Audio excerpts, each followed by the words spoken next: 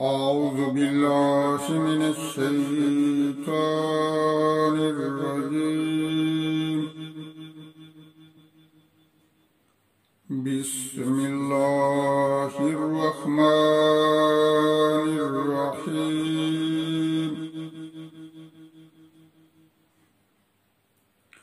إنا أوحينا إليك كما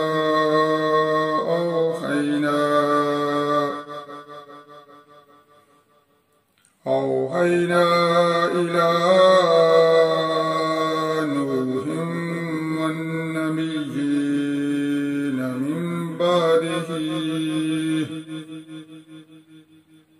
من بعده وأوحينا إلى إبراهيم وإسماعيل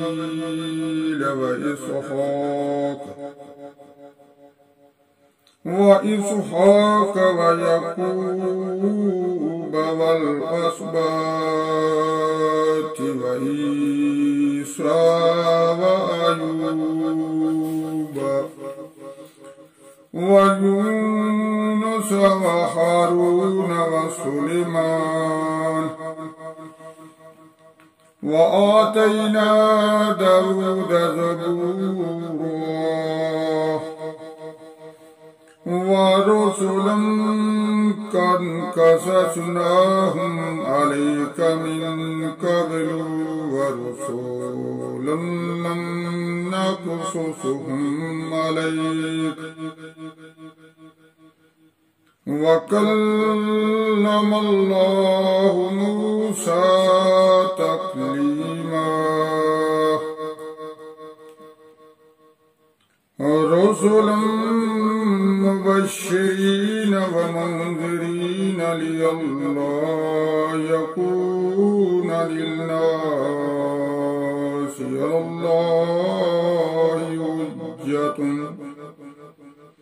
على الله حجة بعد الرسل وكان الله عزيزا حكيما. لكن الله يشهد بما أنزل عليك أنزله بعلمه والملائكة يشهدون وكفى بالله شهيدا. إن الذين كفروا وصدوا عن سبيل الله قد ضلوا ضلالا بعيدا. إن الذين كفروا وظلموا لم يكن الله ليغفر لهم ولا ليهديهم طريقا إلا طريق جهنم خالدين فيها أبدا وكان ذلك على الله يسيرا. يا أيها الناس قد جاءكم الرسول بالحق من ربكم فآمنوا خيرا لكم وإن تكفروا فإن لله ما في السماوات والأرض وكان الله عليما حكيما.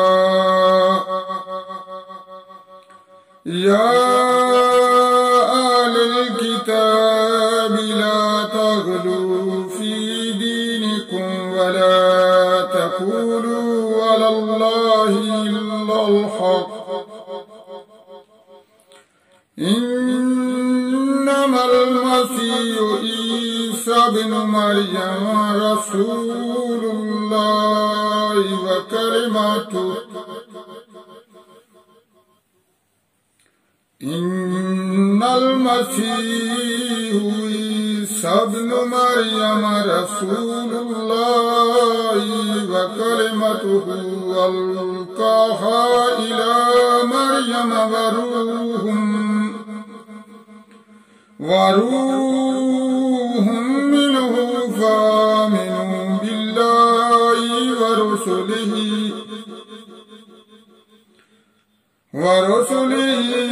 ولا تقولوا ثلاثة انتهوا خيرا لكم إنما الله إله واحد سبحانه أن يكون له ولد له ما في السماوات وما في الأرض وكفى بالله وكيلا صدق الله العظيم.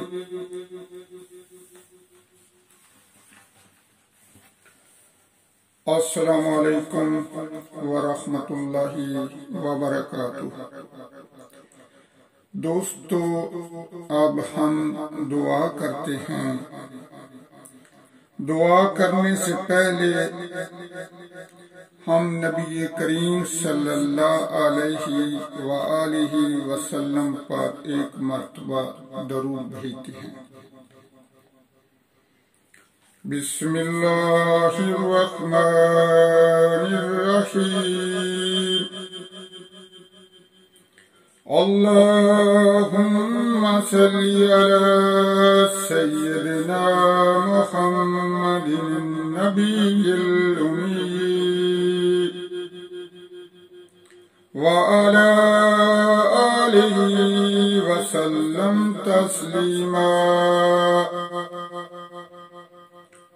جزا اللہ عنا سیدنا محمد ما هو آلہ.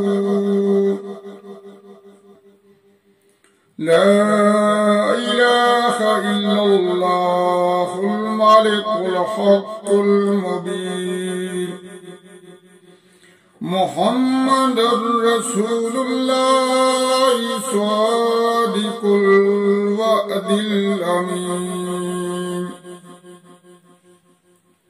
ربنا لا تؤاخذنا إن نسينا أو أخطأنا ربنا ولا تحمل علينا إصرا كما حملته على الذين من قبلنا ربنا ولا تحملنا ما لا طاقة لنا به واعف عنا واغفر لنا وارحمنا أنت مولانا فانصرنا على القوم الكافرين. اے ہمارے پروردگار، ہمیں دن رات قرآن کریم کی تلاوت کرنے کی توفیق عطا فرما. اے ہمارے پروردگار، ہم تیرے عاجز بندے ہیں، تیری پاکی بیان کرتے ہیں، تیری عبادت کرتے ہیں اور تو سے ہی مدد مانگتے ہیں. اے ہمارے پروردگار، ہمیں معاف فرما. اے ہمارے پروردگار، ہمیں دن رات قرآن کریم پڑھنے، سمجھنے اور اس پر عمل کرنے کی توفیق عطا فرما. آئے ہمارے پروردگار ہمیں نبی کریم صلی اللہ علیہ وآلہ وسلم کی سنت پر عمل کرنے کی توفیق عطا فرما۔ آئے ہمارے پروردگار ہمیں باقاعدگی کے ساتھ نماز پڑھنے کی توفیق عطا فرما۔ آئے ہمارے پروردگار جن کے گھروں میں بڑے یا چھوٹے بیمار ہیں انہیں شفائے کاملہ عاجلہ عطا فرما۔ اے میرے پروردگار جو میرے مسلمان بھائی پریشان ہیں ان کی پریشانیوں کو دور فرما۔ اے میرے پروردگار جو بے روزگار ہیں انہیں اچھا روزگار عطا فرما۔ اے میرے پروردگار جو بے اولاد ہیں انہیں نیک اولاد عطا فرما۔ اے میرے پروردگار جن کی اولاد جوان ہے انہیں اچھے رشتے عطا فرما۔ اے میرے پروردگار ہم بھولے بھٹکے ہوئے ہیں ہم سب کو معاف فرما۔ آمین ثم آمین۔